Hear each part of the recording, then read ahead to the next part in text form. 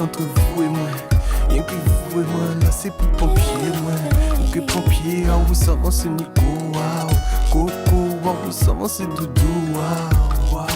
Doudou, c'est bien joli. Nous qu'à passer une petite soirée crazy. Massage, c'est ça où vient qu'à masser d'eau, avant qu'arrive à faire ça. Et au cas dit, moi continue qu'à caresser, toucher avec un café sonné.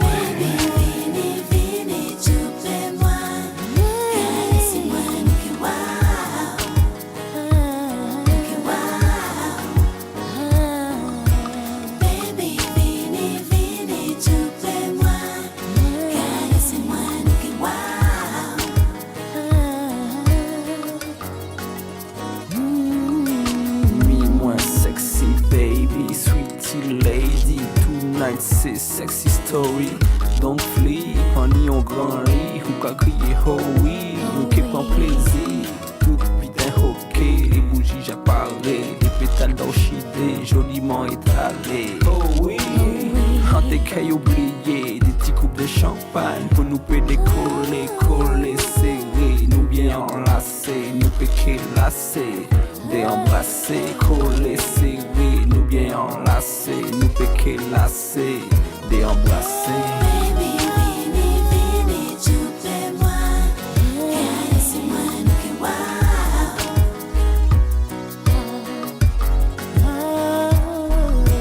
Baby, vini, vini, tu plais moi, caresse-moi, nous que wow.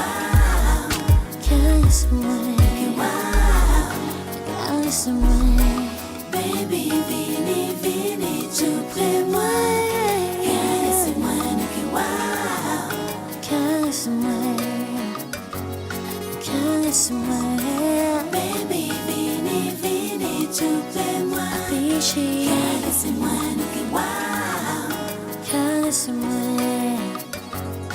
caresse-moi.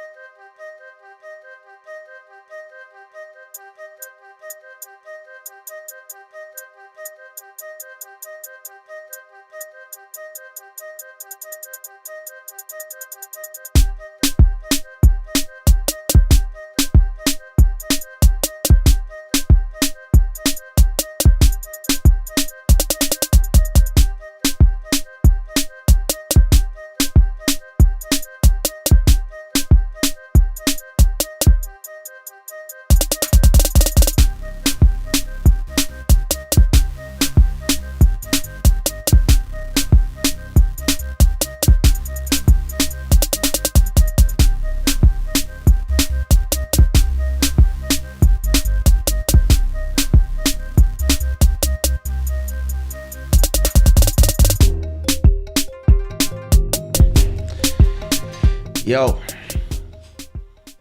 Welcome to Club Shada episode 338 or something like that. Yeah, 338. Look at that. That's a lot of episodes. This show is brought to you by Shada, the gods of good fortune. It is 11:36 p.m. here in Lisbon, Portugal. I'm starting 1 hour late because I'm an attendee at the Web Summit. So my days are long. And actually, I think I walked around. Listen, I don't know. You walk so much in these conferences that today after the conference, I just went to the Thai massage and get 30 minutes of foot massage. And after that, I was supposed to go to the night events of the Web Summit, but I was like, yo, listen, now let me just stay home and do my life, because that was crazy. Way too much. Before we continue, I see a lot of people watching that didn't put their likes, so please go ahead and put a like before you say anything. And then after that, you come and you just come to the chat and you say hi. And then after that, you put the flag of where you're watching from. That would be cool. I'm just saying.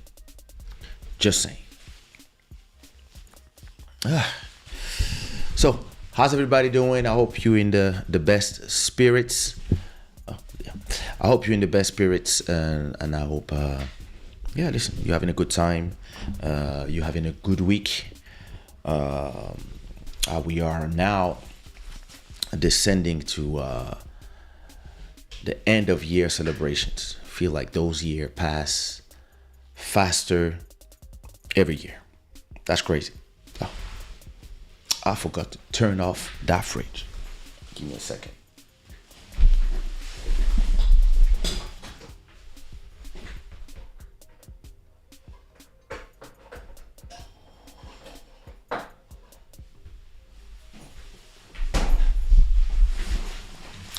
The worst part of that fridge is not that I forget to. The fact that I forget to turn it off is the part that I forget. I also forget to turn it back on.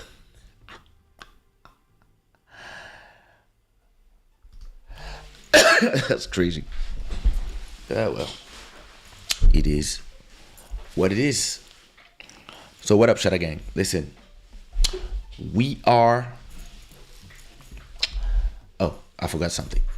Big up to our stream royalty, Mr. Bruno. Thank you so much for the $5 super chat. And of course, all our beautiful sponsors. Thank you so much. So it's one of those shows when it's just 3 of us in the chat. Ain't that beautiful? I kind of like it. We are now live on Twitter or X, YouTube, and Facebook. So I see people on Facebook, but they don't say nothing in the chat. But hi, people from Facebook. All right. What up, Life with Sandy? I hope you're doing good. Me, I am. Juju Zhao. How you doing? I hope you're doing good. I'm gonna tell you one thing, Sushiraw. You know,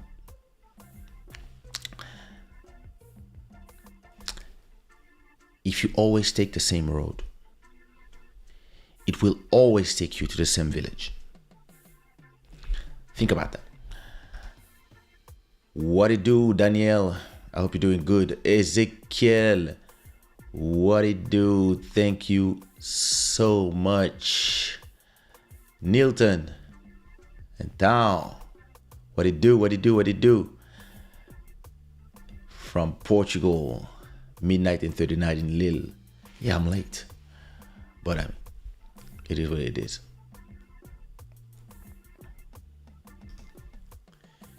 You got what it do.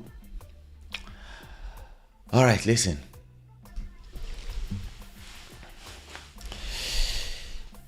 We are celebrating. We are celebrating 20 years of Sushiraw. 20 years of excellency in music. And 20 years for me of business, artistic, complete and evolving iterations after iterations of reinventions in not only the way I make music, the way I do the business of music, the way I apprehend collaborations with artists. And it's been just changing and changing and changing for 20 years. In 20 years, I'm not sure the amount of albums that I have released, the amount of songs that I have released. I know it's more than 1,000. Albums, I'm not even sure. Albums that I worked on, like listen, it's coming to the fact where inside of the Zouk, Kizomba, and Compass Fair, it's gonna be hard to find somebody that worked the way I did and that revolutionized all three genres and even Coupé Décalé the way that I did. Somebody that has been on the forefront of just coming in and kicking the doors the way we did as a team. And listen, it started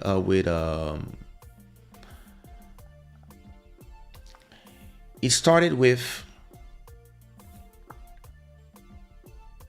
people going behind me.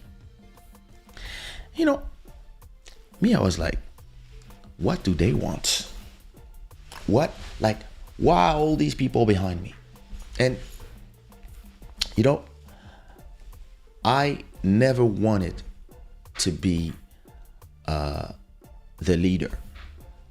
I never wanted to be the leader of Zouk, to be the leader of Compa, to be the leader of Kizomba, to be the leader of Coupé Décalé, to be the spokesperson for all these genres. I never wanted to even be the leader of artists. I was just trying to do my thing. Listen, I just wanted to do some beats. Then I rapped a little bit, and then everybody, all the girls started like yelling. You know, the guys were like, yo, who's this guy? Then after that, a few shows later, a few hundreds of shows later, around 96, 95, 96, I'm walking with the organized players, my sister EK, Hamilton, and other people, Matt Houston, and naturally, a lot of us are meeting with Nichols, Ali Angel, all these guys, and some of these guys, they get behind me and they're like, okay, what do we do? And me, I'm like, what you mean, what do we do? Yeah, what do we do? Like, I'm like, guys, I don't know. I'm doing my thing. You guys do your thing. But everybody was like always waiting for my opinion because I was making the beats for everyone at that time. Philly was doing beats, Matt was doing beats, and then all of us were going in different direction. Ali Angel, of course, was doing beats, Nichols. But then after that, everybody went to their directions to do their first solo albums. And for a long time, I didn't want the leadership because I didn't want to have the responsibility of leading people, because I was not even sure that it would work. I was sure of what I wanted to do, but I didn't want to have the responsibility of these people following me. By 1998, signed my first contract, released my first album, I'm Ready. Then released my second album in 1999 after 6 months in New York. 2001, I leave the label and I want to be independent, but in reality, I don't want to be part of the music business anymore because I realized in 2001 that it was disgusting. And I didn't want to do business the way business is done. I didn't want to be exploited, and I didn't want to exploit people either. So I was like, you know what? I'm done. So I decided to just move to Belgium because I met the mother of my kid at that time. So I moved to Belgium in her house and I was just chilling. She was going to work. I was just sleeping. And I had my computer with me and I was just making beats. I just wanted to be back to what I was loving at that time, which was before that, which was making hip hop beats. So I changed my name to Angel City 2. And I start releasing my instrumentals on a website called mp3.com. And that's all I wanted to do. And I was fine like this. I was selling those beats for rappers that wanted to do demos on mp3.com, and people I would do compilation of my instrumentals, and I would just sell them for $10 on the internet in 2001 from Belgium. And I was not really interested in singing anymore, making music, and yeah, I was done with that whole thing. In 2002, my manager tells me, "Yeah, listen, we have a show for you in Paris. Can you take the train and come to Paris?" I was, yeah, of course. So I take the train, I go to Paris, I go do 4 or 5 shows, make some money, all good. And then after one day I'm in Paris, I'm walking around the center of Paris. And one cop stops me. I think he was from the West Indies, from his accent. And he's like, "Sir." And I'm like, "Yes, officer." He's like, "Vous savez pourquoi je vous arrête?" I'm like, "I have no idea." He's like, "Il est temps." I'm like, "Il est temps?" He's like, "Yes, it's time." And I'm like, "I'm so sorry, officer. I have no idea what you're talking about." And he tells me, "It's time for you to release a new album. We have been waiting since 1999 for you to save the game. It's time." And I was kind of shocked, but I heard his message as if it was the message of everybody. And even me, I was like, it's time to get out of my lethargy. And it's time to get to work. So I didn't want to be signed to labels anymore. So the only way to do it was to do my own thing in my own label. So because I did a compilation called Caribbean Soul with a few artists, I kind of knew more or less what I could do and how I could do it, and how I could find people to do a new business model where I would take care of everything that is artistic, and they would take care of everything that is financial and distribution, and we would do 50-50. I was looking for a partner like this to start something new. And because everybody all these years were telling me, we want to be behind you,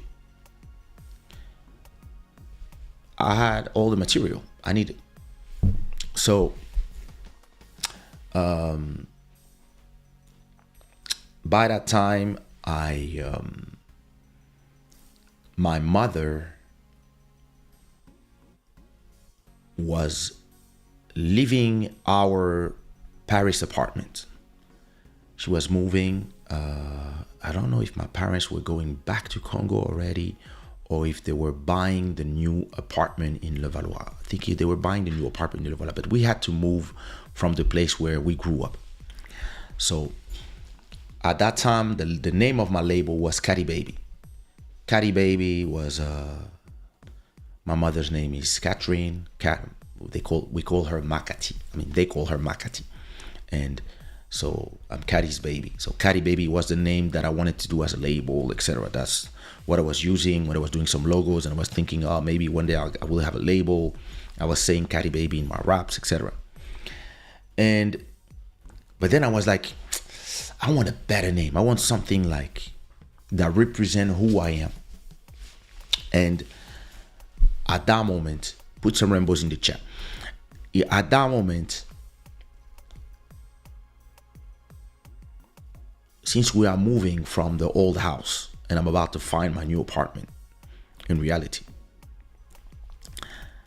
as I'm cleaning my bedroom in my mom's apartment, and in my head, I'm like, I have to find a new name for a label, but I have no idea. Then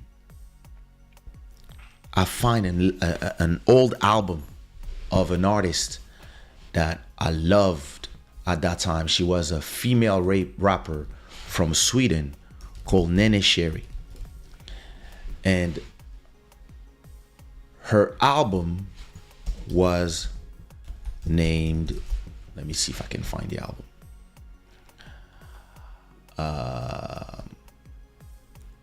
There it is.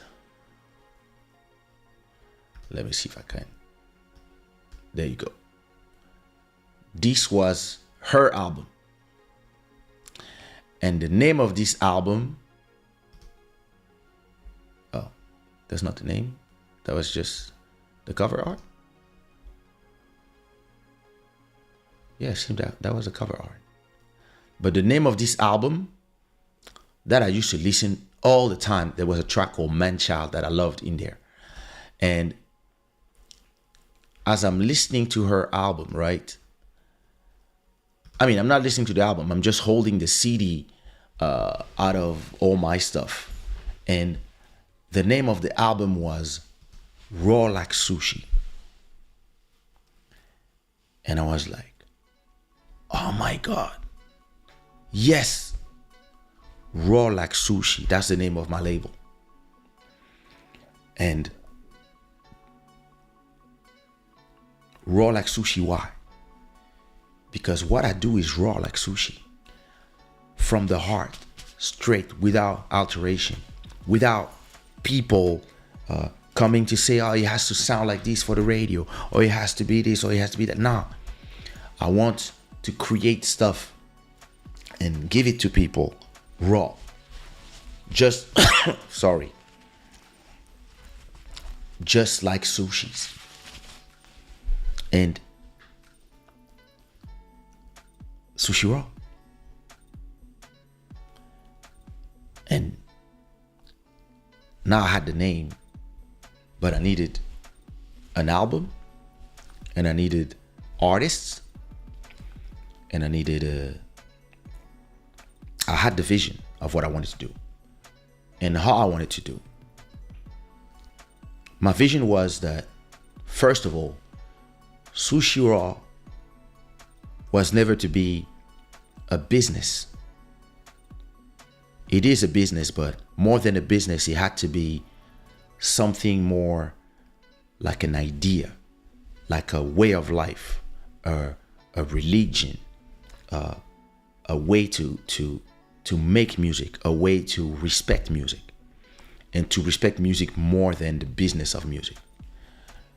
And at the same time, be able to understand the business enough to make music, but also the possibility to have artists and give them the freedom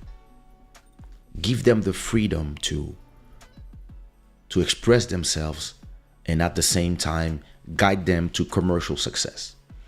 And so I was going to a club at that time called La Seine, and every time there was this guy that was black guy, but he has eyes like a Chinese guy, and he was always dressed like a kung fu master, and all the girls I was talking to, they knew him too. And I was like, damn, why does this guy know all the girls I know? And so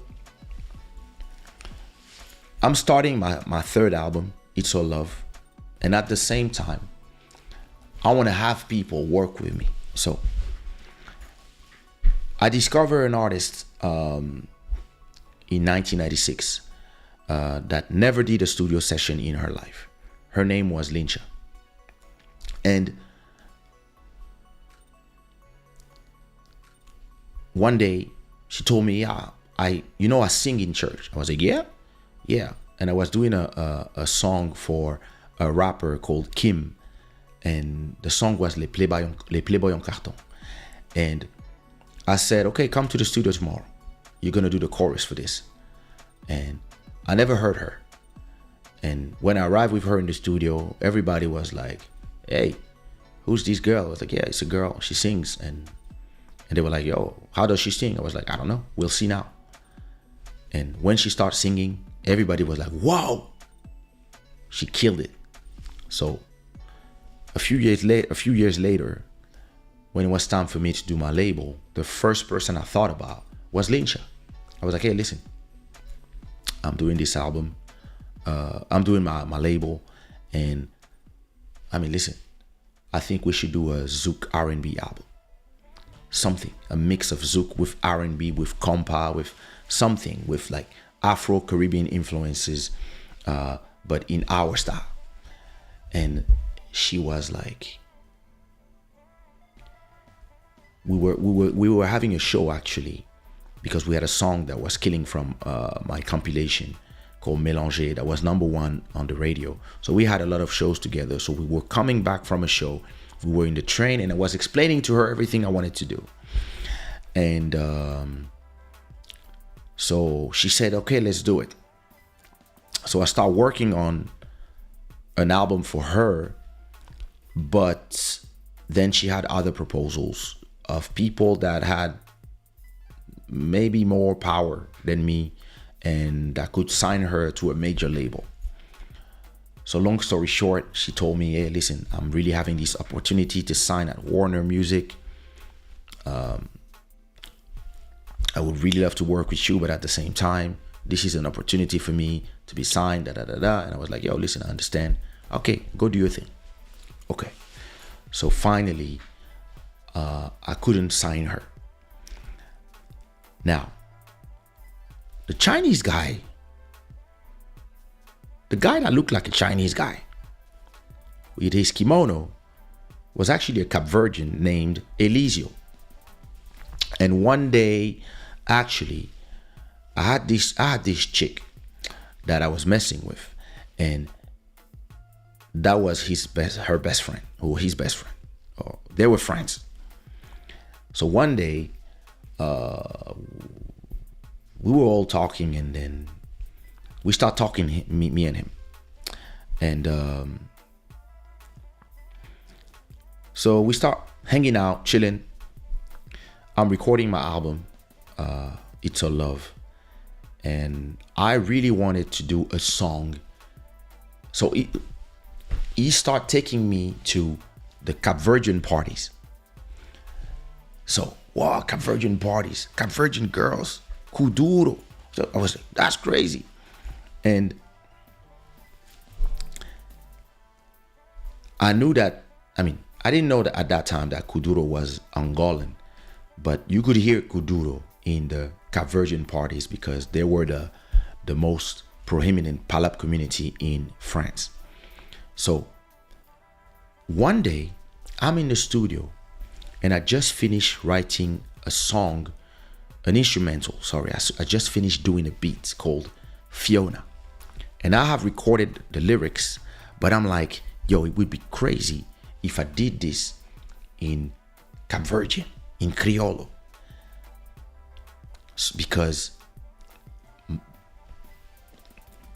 the mother of my child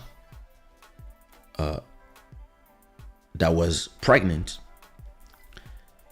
she used to tell me all the time, hey, listen, you're super famous in Portugal, because she's from Guinea-Bissau and Cape Verde and Portugal. So she kept telling me, hey, in Lisbon, people know you. I was like, how people will know me there? I've never been there. I don't know. But then I was like, you know what? Let me do a track for the Cape Verdean market and sing in their language. But I don't know how to speak Criollo. Oh, the Chinese guy. So I call Eligio. I say, yo, what up, man? Hey, listen, can you come to the studio? He's like, yeah, what up? Hey, listen, I'm going to send you some lyrics by email and or by SMS in English. And I would love you to translate everything in Criollo. And then you come to the studio to help me, because I have no idea what you're going to be saying, but if you can come to the studio to help me pronounce everything the right way. That's how we came up with the track Fiona, that became one of the Kizomba iconic staple songs. And so after recording the track in the studio, Fiona, Eligio and we were invited by a friend of us, a girl, to chill in her house. She invited me, but I didn't know she also invited him and another two guys. We thought we were just going. I thought I was just going to myself to check her out, but in reality, she actually invited a bunch of people. So now we all meet in the apartment of the girl, and I'm like, "Yo, what you doing here?" He's like, "What you doing here?" I'm like, "Came to see." So, but then all of a sudden, she comes out of nowhere, and she's like, "Get the fuck out of my house!" I was like, "What's going on?" And actually, her boyfriend was coming, and me, I was like, we just chilling. And no, she was like, no, leave in the back. So now we live in the back, and as we're living, running away from problems, we go in the car with a guy called Michael, who did a track called Sushiraw, but back then he didn't do an album yet. So it was Michael, me, Eligio, and another guy. And we are just now, it's 7 p.m. We're there in the streets of where did she live, that girl? She lived in a place where there's a lot of Chinese restaurants. Is it Minimalton? What's the name of this area in Paris? Anyway, not important. So now we're laughing because we're like, what the hell? How did we end up in this situation? And why she invite all of us? And then I have my uncle, Bob Bopeso, calling me. And he's one partner of my dad. And he's like, yo, neveu, yo, uncle, yo, what you doing? Oh, I'm just there in Paris. Okay, I have a brand new music recording studio. Come. Oh, yeah? Eligio, drive there. So we go to the studio, and my uncle, so he's there telling me, yeah, listen, me and your dad, we invested in this big studio. I'm like, yeah? Oh, wow.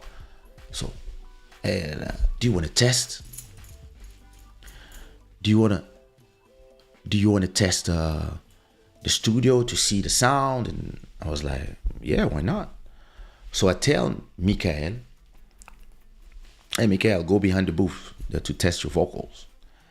And I don't know, Michael was playing, so he goes behind the booth, he starts singing. I didn't like it. I was like, yeah, no, okay. And I look at Eligio, I'm like, yeah, go behind the booth. Eligio goes behind the booth. He start rapping in Criollo. I'm like, yo, we have to work together. I'll get back to you, but we have to work together. So like, yeah, I'm down. Okay. So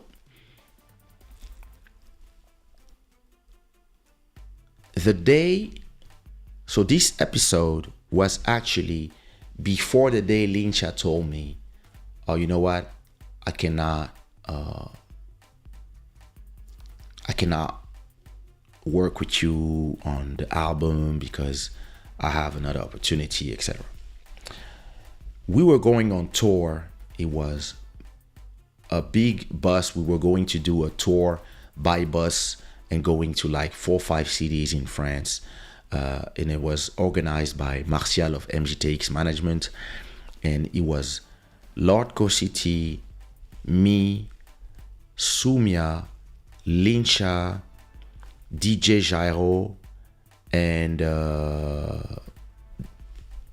Lincha's dancers, I think it was that. So we all go to a big bus, right?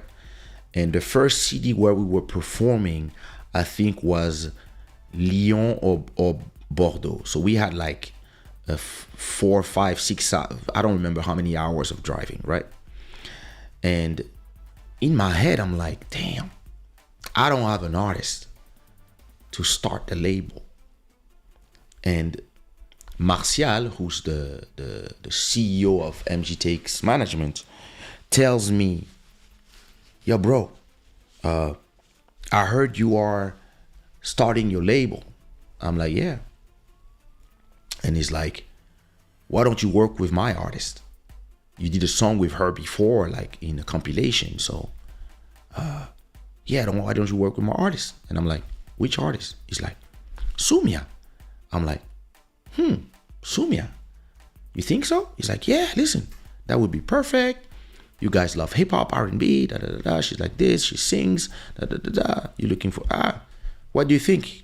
And me, I'm like, bro, actually, that's a good idea. So she comes, he tells me, he tells her, hey, Sumia, come. So she comes to the front of the bus and we start talking, us three. And I'm like, yo, so what you want to do? Sorry. So I ask her, hey, so what you want to do? She said,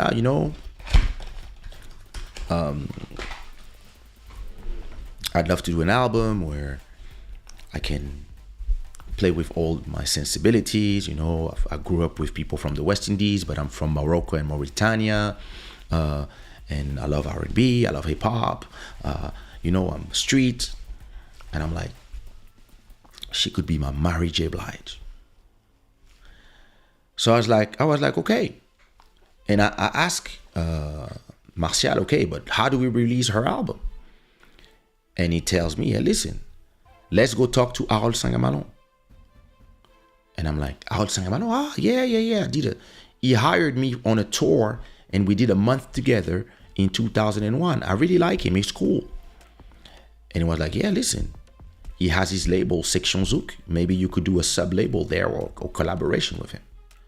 I'm like, that seems like a good idea. And then we're like, okay, after the tour, let's go see him. I'm like, yeah, good idea. So a week later, when we're back from tour, Martial calls me, come and pick me up at my house. And off we go to Section Zouk office. So already been in the club, but I didn't know that on the top of the club, there was a label. So there was this club called La Pointe des Antilles, and on top of it, it was a label. So we go there with Martial and to sell the project Sumia. So of course, all know me from my hit Bounce Baby in 98 because he hired me also to do a tour with him. And so we arrive. And he's like, okay, so you want to do an album? I say, yeah, I want to do the album of Sumia. So he's like, okay, so how much does it cost? I'm like, what you mean? He said, yeah, but what are the costs? Like, how do we do the business? And I'm like, okay, listen, I want to do 50-50. I'm going to bring this. And I want you to do this. So what I want you to do is to put the songs in the radio, the songs inside of CDs, and then to do the distribution marketing. That's what I need you to do. He's like, okay, so how much do we need to record? How much money you need for the studio? I'm like, don't you have a studio here? He's like, yeah. I said, okay, we'll record here. Okay, cool. So this costs electricity, so 0. Okay, I need a guitarist. He's like, okay, boom, guitars. And I said, okay. And he's like, okay, who's gonna do the music? I said, me. And he's like, what are you gonna do? All the songs? I said, yeah, I'm gonna produce all the beats. He's like, you make beats? I said, yeah, of course. I made all the beats of my 2 first albums. Oh, okay. So we start doing the budget of how much we need to do the album. And he tells me, wait a minute. Are you telling me that you can do Sumia's album for that amount of money only? I'm like, yeah. Because what costs the most, other than the engineers, the mix engineer, the guitar player, and Valérie, the Tribord sister, who are the chorists. Other than that, everything else I'm doing. So, and you're not gonna pay me for my instrumentals because this is my part of the investment. That's why we do 50-50. And he's like, I like this business model. And I'm like, okay, there's only one thing. I own everything that is digital on the internet. He's like, yeah, okay, I don't care. That was his mistake. After that, he's like, I can't wait for you to show me. So he was telling me, listen, when I do an album, I need 50,000 euros to do an album, just to have a master, because I have to pay the instrumentals, I have to pay this, I have to pay that, the drums. I was like, me, I can do everything for 5,000. He was like, that's crazy. And he's like, yo, you have more albums like this that you can do? And I told him, well, I'm doing my 3rd album. He's like, oh, yeah, I want that too. What else you have? And I said, oh, Chinese guy. What? I have a guy called Elisio that I can also do. And then I have these 2 guys called ABG that rock with me. I could start in 2003. I mean, we were in 2002, end of 2002. I said, listen, I could do these 4 albums this year. He's like, you can do 4 albums in the same year? I was like, Yeah, easy. Just need to make instrumentals, and then I let the artists the freedom to do their thing. And that's how the crew that was Sushiraw was born. And the business model was also born.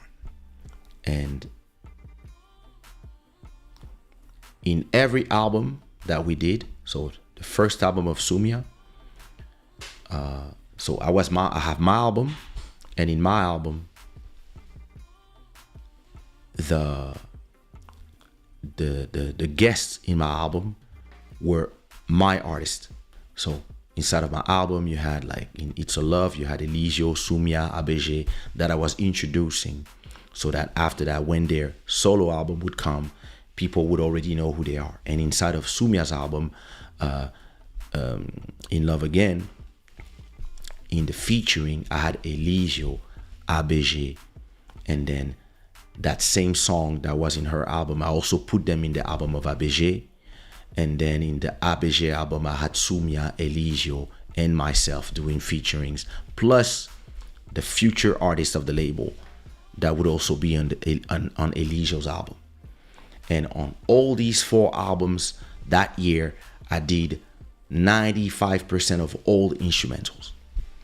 And when my album and Sumia album arrived on the market, we were instantly number one and number 2. Her album was number 1, I was number 2. Eligio's album was number 3, and then ABG album came out, destroy everything. And that's when the legend started. And listen, between 2003 and 2023, I learned a lot about humans. I learned a lot about business. I learned a lot about the politics of business. And I learned a lot about how when you are somebody that nobody really takes seriously, so they open all the doors because they don't really take you seriously, because they have their little routine. And then one label come full of strangers, full of people who are not from the West Indies. And then they become number 1 in the game. They control the game. You go in the club, it's only our music playing. And we are now dictating what is culture. You make a lot of enemies. And you don't realize it because everybody's smiling to you. And in these 20 years, we sold hundreds of thousands of albums, hundreds of millions of streams. We shaped the sound of Zouk, the sound of Kizomba, the sound of Compa, the sound of Coupé Décalé, the sound of Afrobeats. And don't get it twisted. All these kids that you are listening to today, we made that sound. Listen, ask them. They will all tell you, when I was a kid, I used to listen to these guys. But us, we didn't care. We just wanted to do our thing. And in 20 years, the market, we arrive in an interesting time. We arrive in a time that the market was about to shift from the CD to digital. So we had to navigate the turmoil of how music became immaterial. And this was a nightmare for a lot of people. It was a nightmare for the music. And we had to navigate, and I had to transform the business model, the revenue model. And I had to reinvent myself, reinvent the way I do business, and understand that a lot of the people that I started with, some went their separate ways, but some also didn't trust in my vision. And it's all right. because my vision was always bold and way, way, way ahead of its time. And it's interesting that today that I'm celebrating 20 years of Sushiraw, 100% of the people are now all saying you were a true visionary and you were right from 20 years ago. Everything that is happening now, you told us it would happen. And to me, as I've been posting songs from 20 years ago, I'm about to spend the next month posting 1 or 2 songs every day from all the artists that I work with, all the things that we created, the sound that I shaped, the candy zouk and all these different styles. I see the reaction of people. I see the reaction of people of, oh my God, like this era was magical. And you know,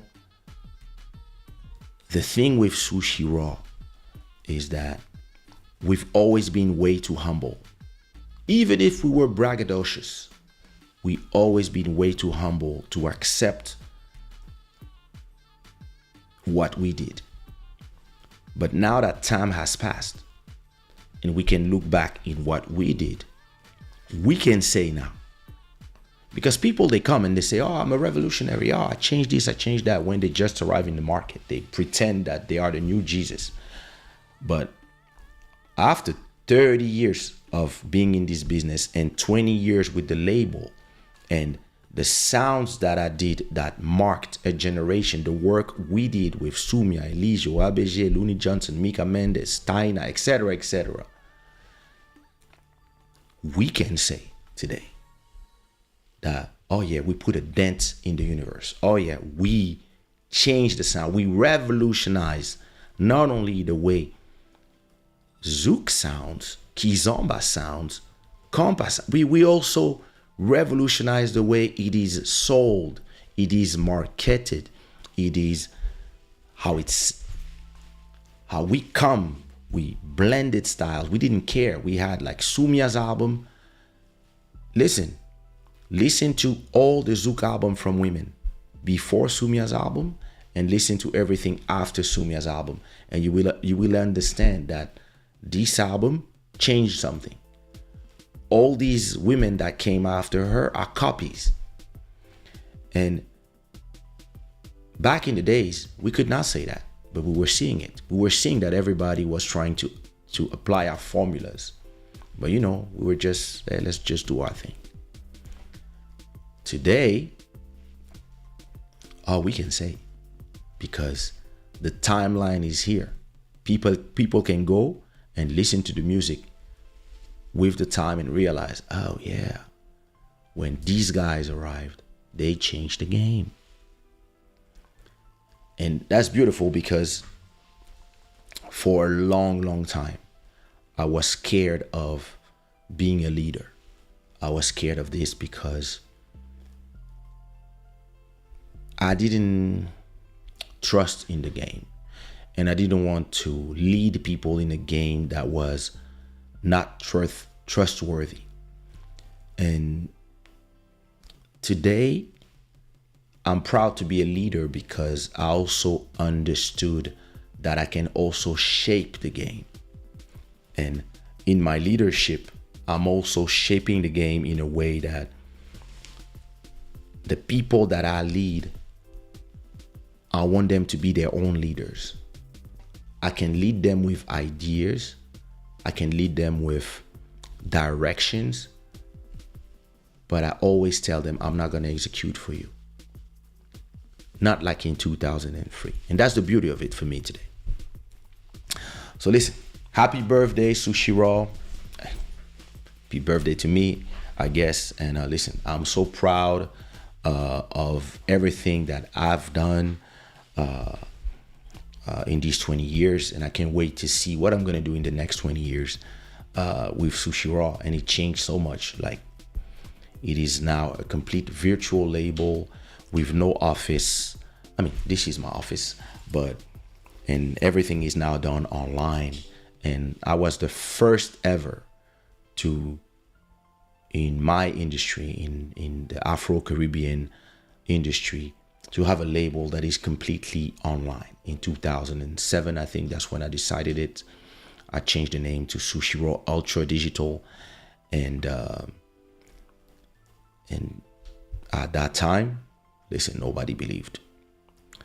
A lot of artists, they were like, yeah, you go do your thing by yourself.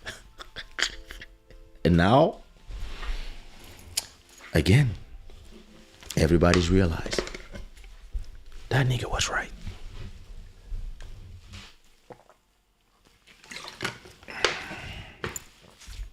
It's a beautiful thing. Listen, I don't really appreciate being right the way you think I would. It is something, you know, sometimes my wife, she's pissed at me because she's like, you think you're always right?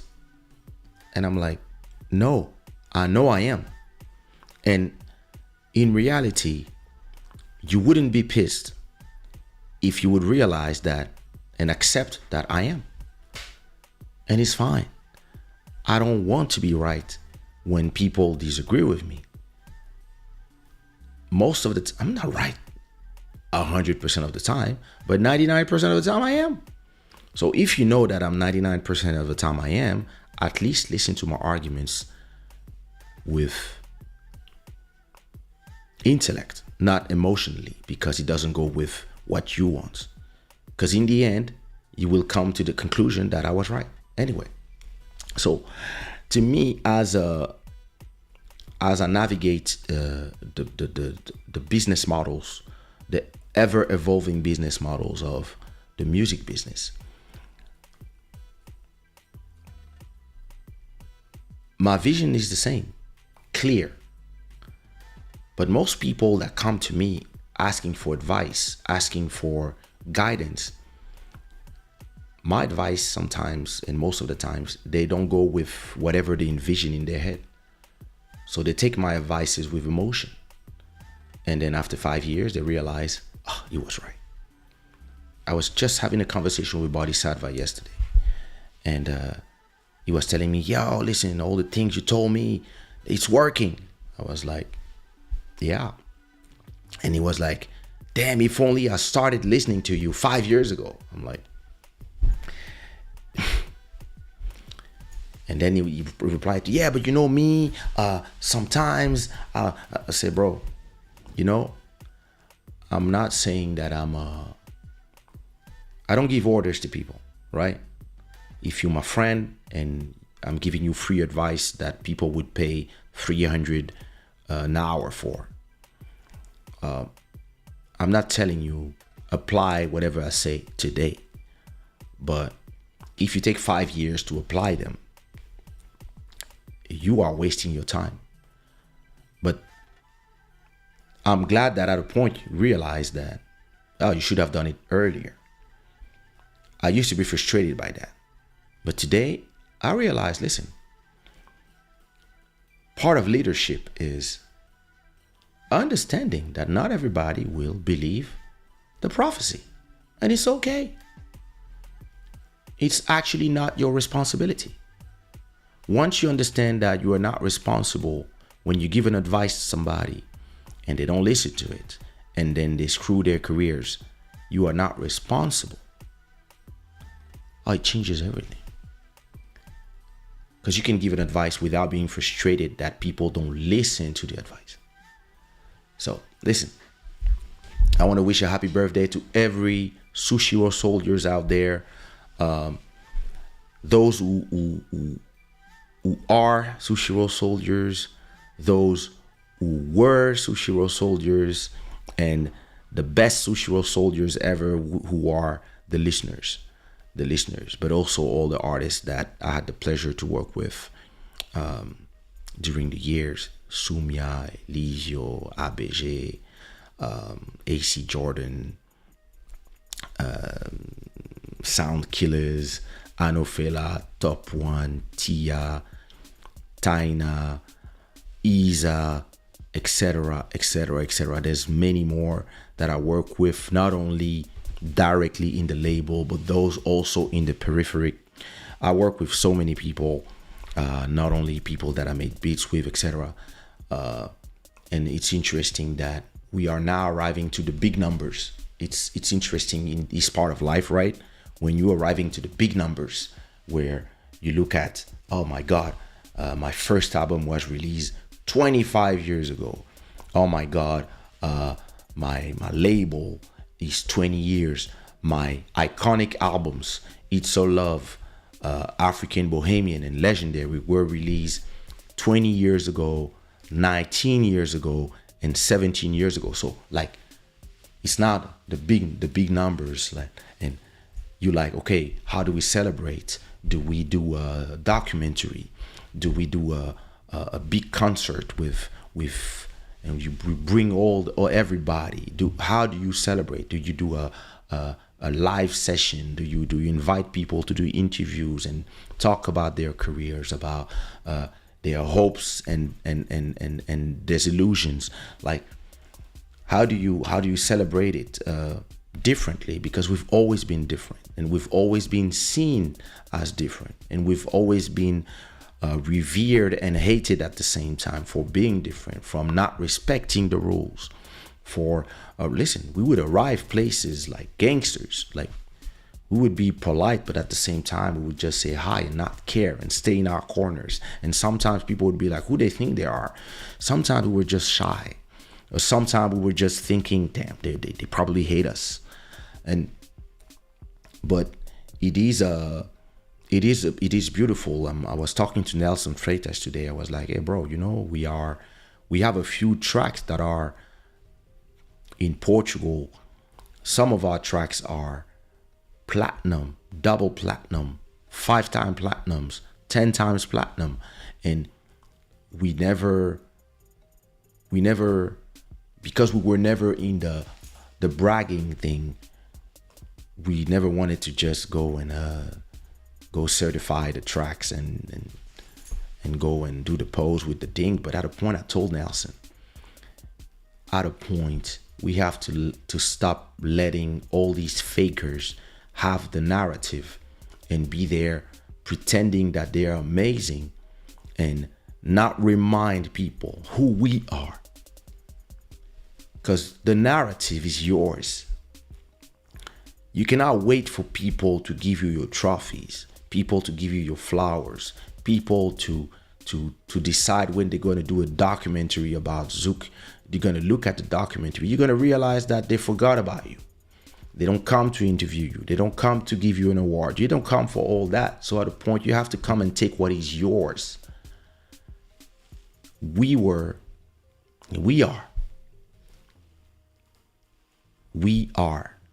a million Sushiraw. We are different. We think different. We build different. But what we built, it was built to last. A lot of these songs, you play them today in a club, and they still sound more advanced than what is current. A lot of old songs that I listen to in the clubs, they sound old as fuck. It is what it is, my people. So if you have any question about, before I leave, because it was a nice 1-hour dissertation about the 20 years of Sushiraw. If you have any question about Sushiraw while I'm reading your comments, please don't hesitate to ask them before I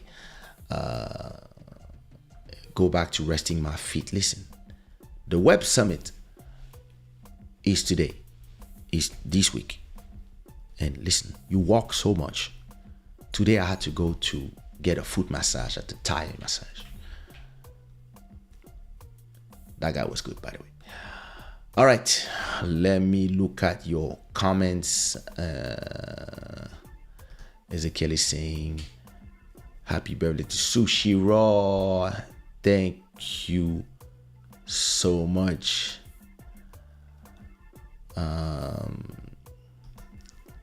Same village. Oh, yeah, it is. That's some African thing. Thank you so much, Daniel.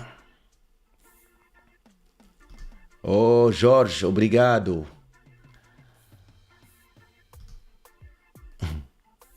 20 years, almost my age. You 21. Listen, yeah. My son is the same age as well. My son he's about to be 21. And yeah, you guys were born at the same time as Sushiraw. Ain't that crazy? What up, Enoch? Congolese for life.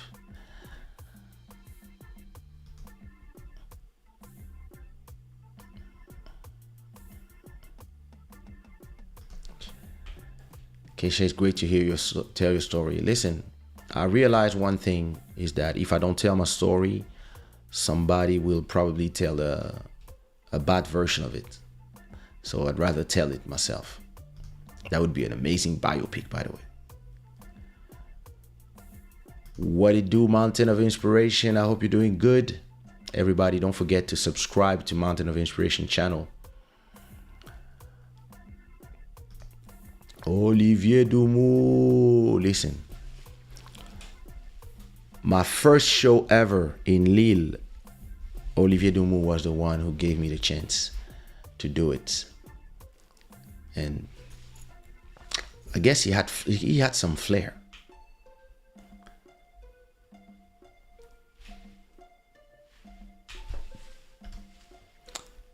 Thank you, Emmanuel Etienne.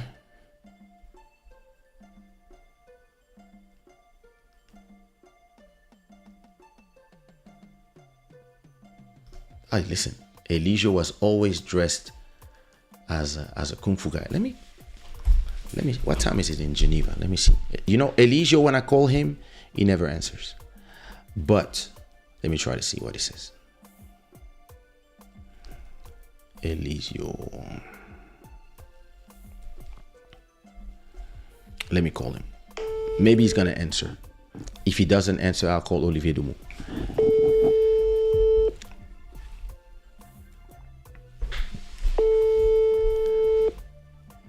At this time, this guy, a single guy in Geneva, this guy never answered the phone.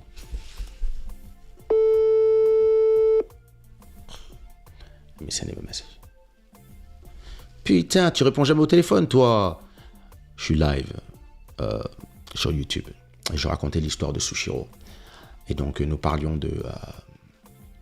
quand je t'ai rencontré, que tu étais tout le temps en kimono. Et que tu essaies toujours de serrer mes meufs. Let's see if he replies before.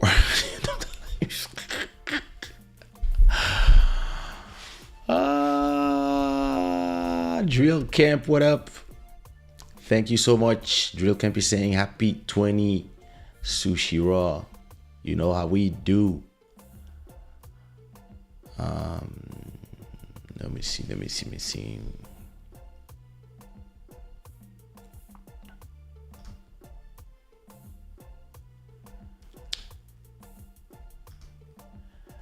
Mountain of Inspiration is saying quite inspirational. It is. Thank you. Drill can be saying, Mikael, I like the song Disco Palm with Eligio. Yeah. That was a cool song.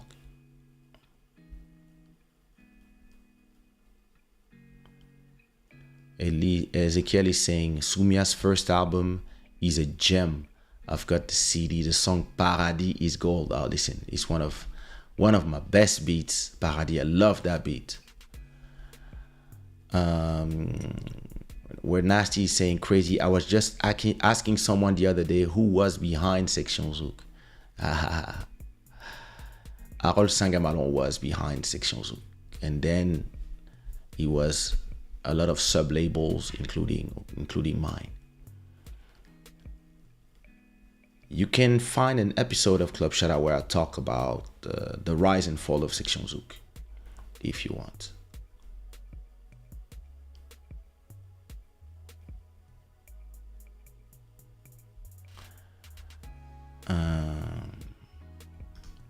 Case anecdote are always thrilling. Thanks, Julie.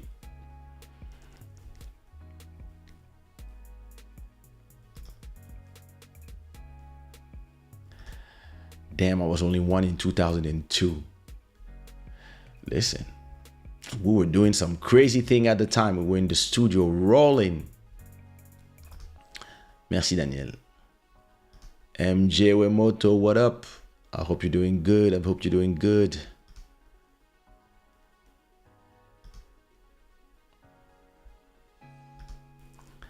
Thank you so much, Emmanuel.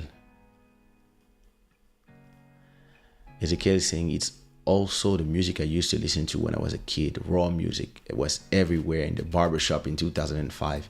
I was dancing with the barber guy on Ondiqua right after Temperature by Sample. Sean Paul. Wow. That's incredible. Listen, you know what's incredible is that when you realize that some people grew up with your music. And so people have you have a special place in their heart because you are really part of their life. It is something crazy. What up, Dylan? The narrative is yours, I'm telling you. Drill Camp is saying, would you produce a new artist in Sushiraw? Nah, not really, because I don't believe that I have to be consistent in what I say. I cannot at the same time say that in the world of today, I believe artists should be all independent, and at the same time, take an artist and produce the same way of 2003. First of all, the infrastructure is not there anymore. Music doesn't generate as much money as back in the days easily. You can make money, but you need to work with somebody for years and years and years and years. And most artists, they want it quick, so they don't have the patience. And I don't really have the patience of dealing with the negative energy of artists when they start getting emotional. So no, I wouldn't do it. But I love to work with new artists in a different way now. In the way I work now is completely different, but that's the way I do it.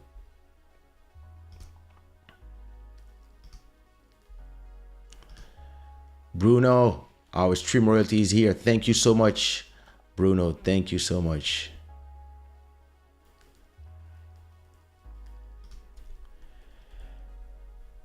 Queres mais passear no Vasco da Gama? Tout simple là. Je te suis depuis que I've been following since I'm in my mother's belly. I'm 20. Wow, that's so cute. Why do people misspell Club Shada as Club Soda? Oh Lord.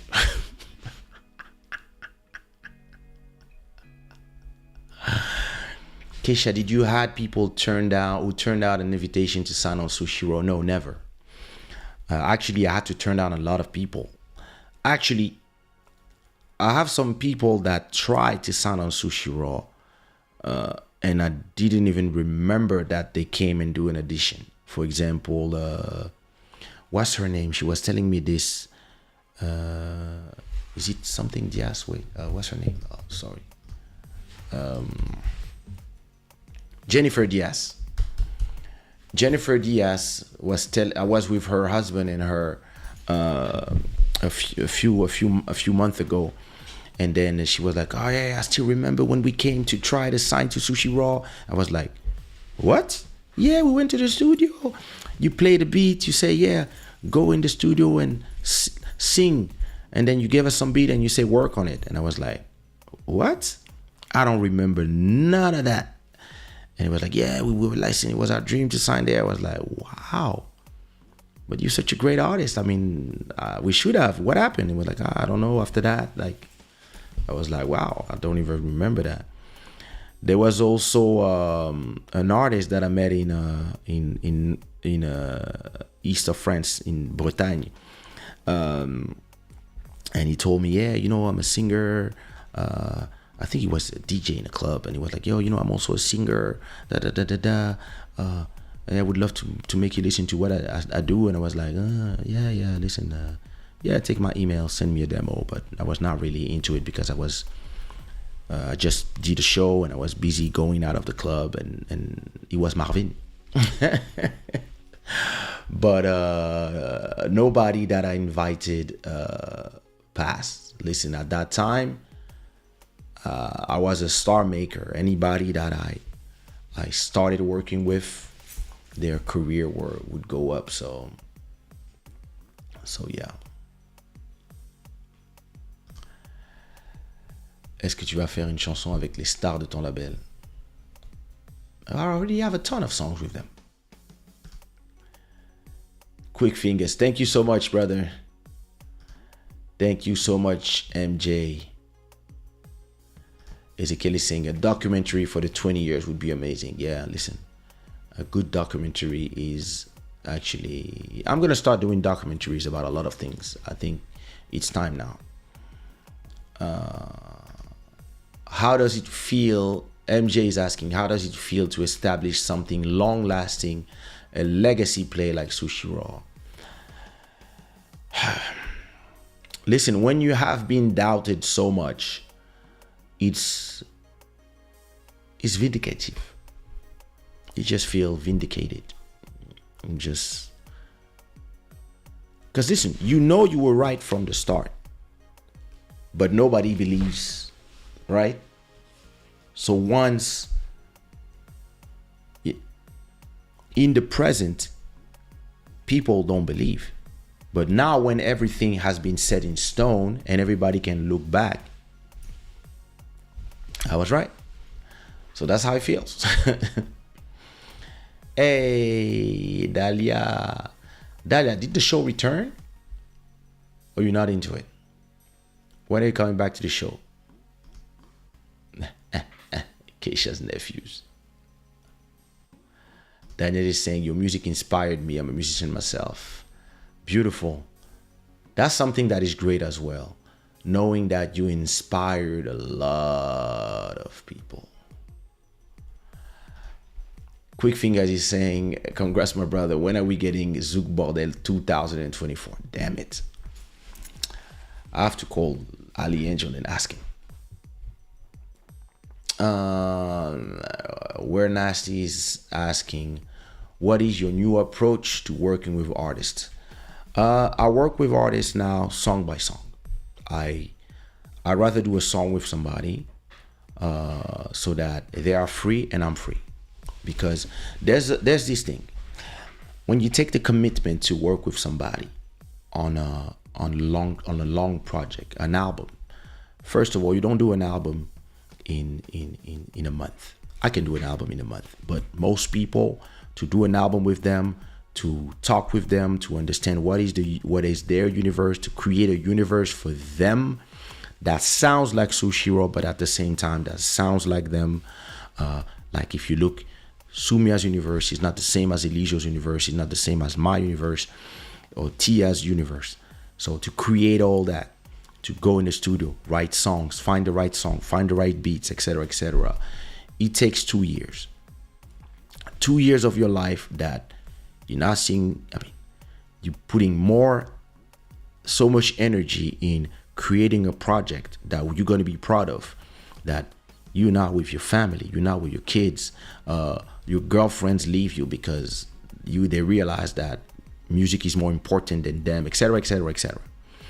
And then after one album or two albums, once the success is there, most of the time all the hyenas come from everywhere, and all these people that were promising that they would be loyal, they usually listen to all the lies that are being told to them, and then all this work that you did is for nothing, and all the emotional bond that you created, it's for nothing.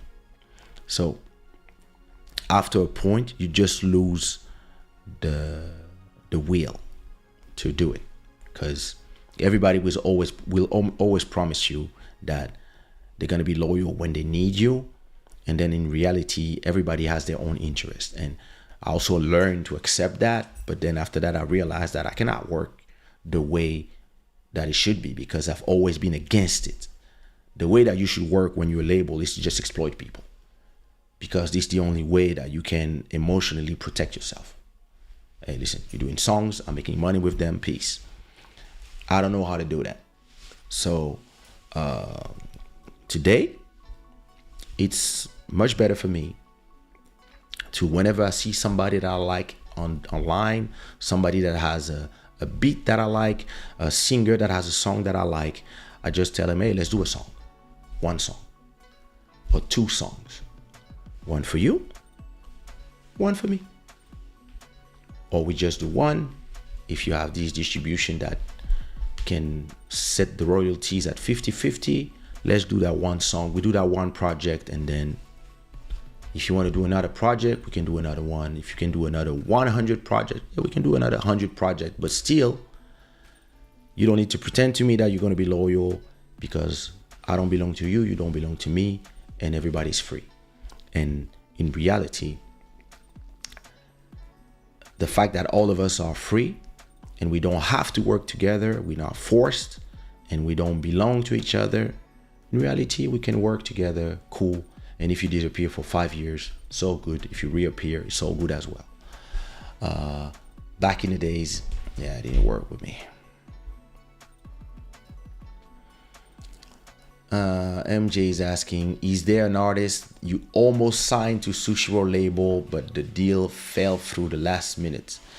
If so, what kind of career did they end up having? Okay, this is a story that I wanted to tell in a full episode, so I don't want to spoil it, but I can tell you the very, very short version.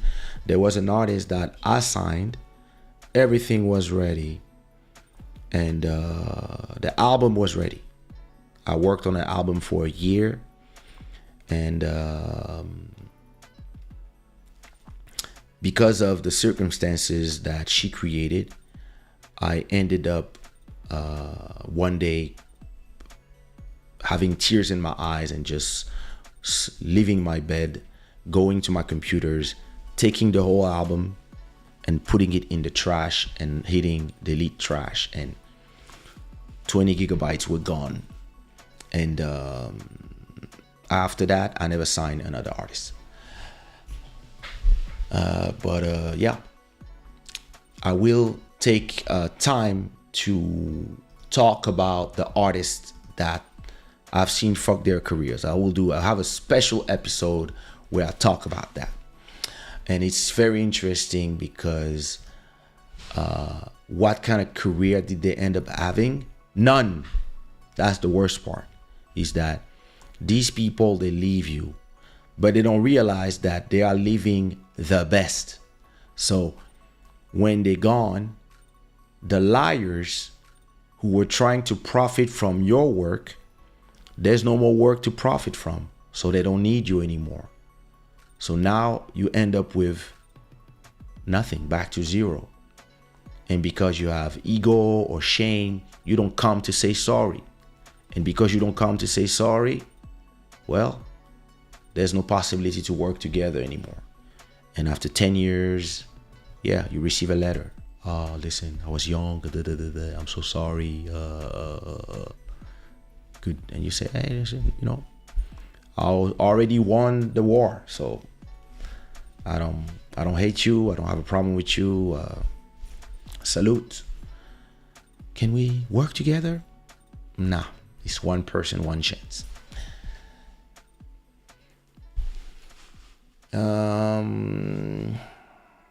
Master Electronic, what up?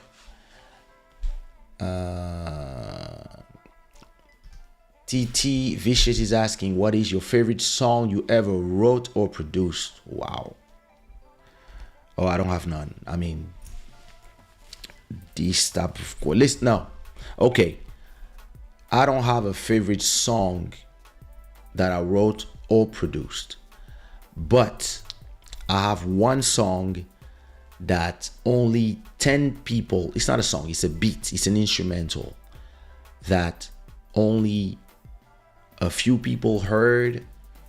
That is a story that I don't really tell because it's a crazy story, but I mean, one day maybe I will tell it publicly. But okay, to just not give you the details, it's a song that I made for Michael Jackson for the This Is It album, and he heard it and he was about to. He wanted a full demo for that beat, and it was a song that might have been part of his latest album, and then he died. So it's a beat that is on a folder by itself. I never open it, I never listen to it, but Michael Jackson heard it, he loved it. So it's been years now, it's been a decade now, so I can talk about it. The process of working with Michael Jackson is so different. But yeah, he heard the beat, he asked about me. Listen, when you realize that Michael Jackson heard your beats and he asks a demo for possible inclusion in an album, or at least to work on a demo of one of your instrumentals, nobody can tell me shit about my beats, because the kings of the kings love one of my beats, and it's a beat that is there in my computer. I will never give it to nobody. I will probably only play it to my close friends, and the whole story of how this happened is a story that I only tell to the people that I trust. But because it's such a crazy story that I even believe that nobody would believe it. But yeah, and it's not my favorite beat, but it's the beat that is most significant in what it means to me. It means to me because the king of music heard it and said, I want that beat. And everybody got crazy. People called me from the US and me just receiving calls from the big people at the record labels in the US, telling me that I have to be there.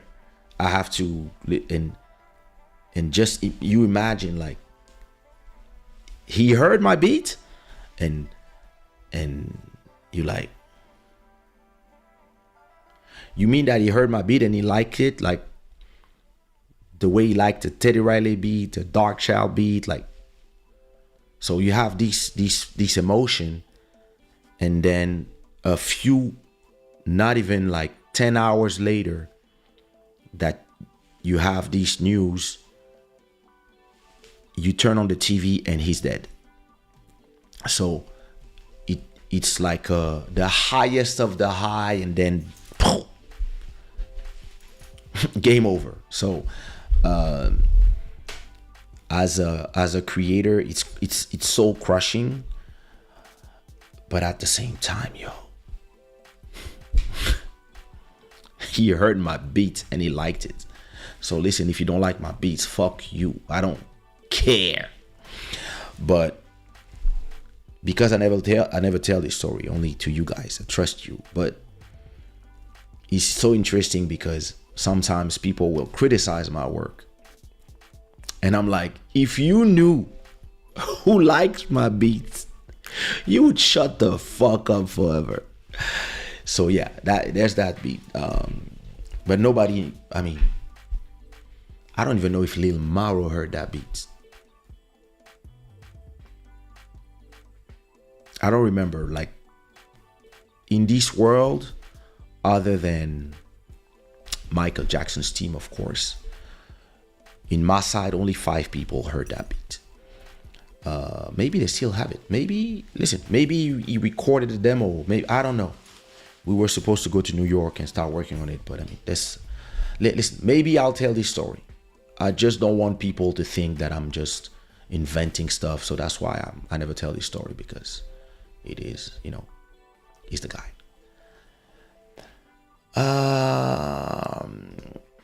I've been telling Kaysha he needs at least 3 different documentaries for his life story. Listen, that is true. K, who is the first person you signed at Sushiraw? Sumia. Happy birthday, Sushi. Dalia is asking, happy birthday, Sushiraw, waiting for your documentary on Netflix. Yep, it's time. I'll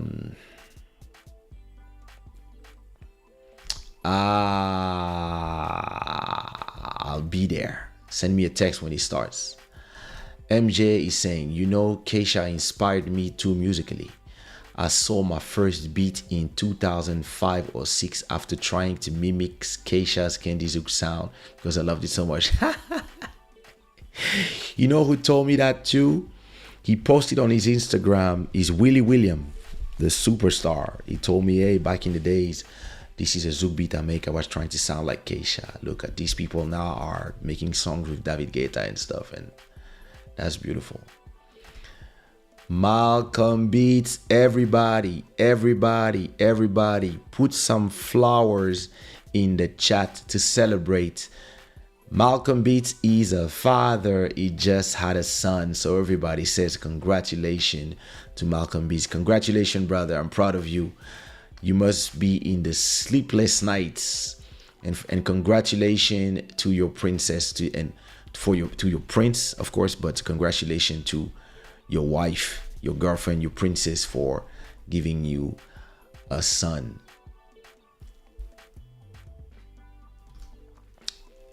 New artists are so quick to get. Yeah, listen. Anybody promise something crazy that they still, yeah.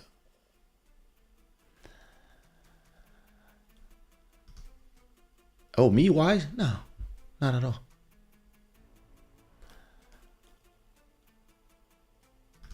If you come back to Belgium, I would like to make your first. But actually, I was in Belgium 3 weeks ago. I played in a club called, I forgot, but it was cool. I think you can see the image of the show in my Instagram. That was a cool show, actually.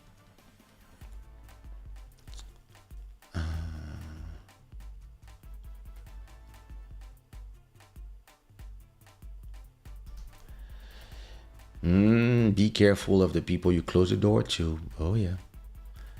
This is, you know, it's like when you leave the club. Toute sortie est définitive.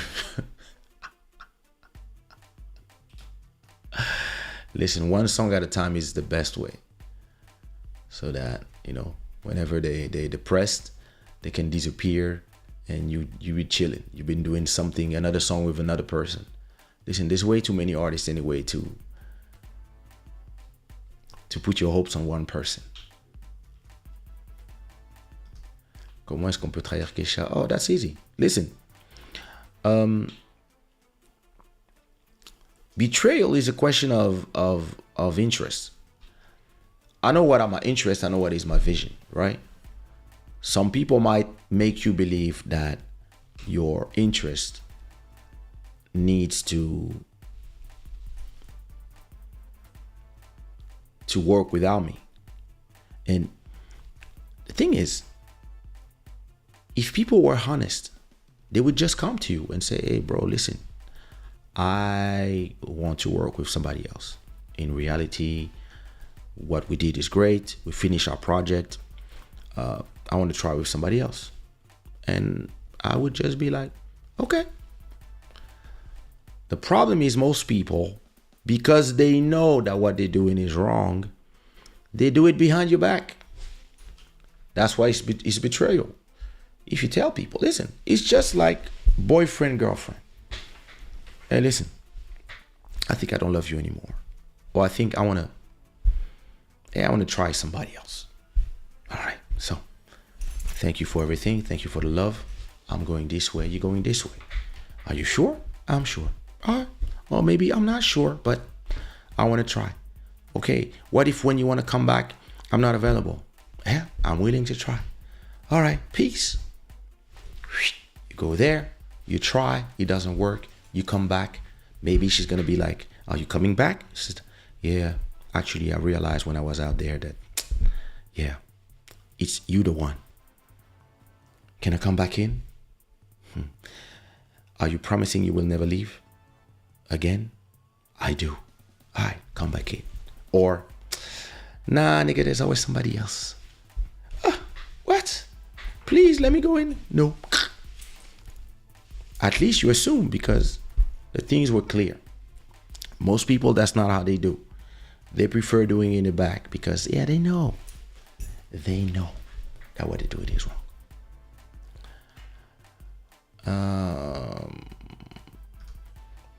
Comment est-ce que tu as commencé dans la musique à percer pour arriver jusque-là? Oula! I think I have an episode about that. But I don't remember what episode. But I have an episode about that. En un mot, il faut travailler dur. Il faut travailler dur et il faut croire en soi. Let me see a few questions. Yes. It is beautiful and tragic at the same time. Maybe one episode when it's just us. Or if I can do a private episode of Club Shada where I'm streaming just to you guys. Maybe I'll tell the story like with the details. Or maybe I'll just tell the story with the details without saying the name. I will just tell you guys, okay, I'm going to tell the story about the guy. And everybody will know what I'm talking about. And then I'll tell the story. Because I don't want people to start, and believing that I'm lying or something. I have no reason to lie anyway. Or maybe if I find the guy that I was dealing with at the time, to be able to corroborate, that would be cool.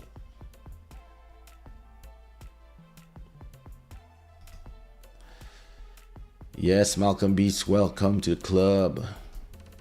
Thanks, brother. Well, anyway, listen, it's been an hour and 36. I try to keep this show under 1 hour, but it never works. But yeah, listen, it is a beautiful thing. I will be back Sunday. Sunday, we'll have a listening party. We have a lot of music to listen to because I've been releasing tracks after tracks every Friday. So make sure you go to Spotify and listen to all the new tracks. Oops, sorry. And make sure you also, if you're on Spotify, subscribe to the Club Shada podcast. It's the same episodes, but they're also on Spotify now. First of all, I hope you like the new logo. And I hope you like the new outro. But hey, this show was brought to you by Shada, the gods of good fortune. This is Club Shada. And listen, Sushiraw, 20 years. This is crazy. I have some crazy things to talk to you about that I'm keeping for the next episode. So not this episode, but next Wednesday, because I want to talk to you about the story of an artist that completely destroyed her career. Somebody I signed and that just fucked it up. And I think that's all I want to talk to you about. I might have other things. I'll see. You know how it is. So, and because it's almost the end of November, we'll do the November Q&A as well. One Q&A per month. That's going to be cool. So, Saturday, don't forget the return of the Dahlia show. So I want everybody to be there. This is going to be cool. What you mean, don't leave? I'm in the middle of the Web Summit. So tomorrow morning, I have to be at the conference because I'm doing a lot of business moves. You see what I mean? And Drill Camp will be our guest when she's finally ready. But, it seems like she's scared to come here. All right. Listen, I'm going to leave you with an instrumental that I wrote that is called Virvolt. And I hope you will enjoy it the way I enjoy it. Shout again. See you Sunday, and make sure that you like this episode. Make sure that you are subscribed to the channel. Make sure that you share this episode to your people on Twitter, on the socials, and I will see you Saturday in the chat room of Dahlia's shows. All right? See you Saturday.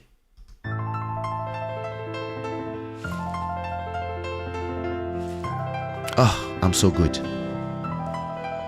Oh, I'm good.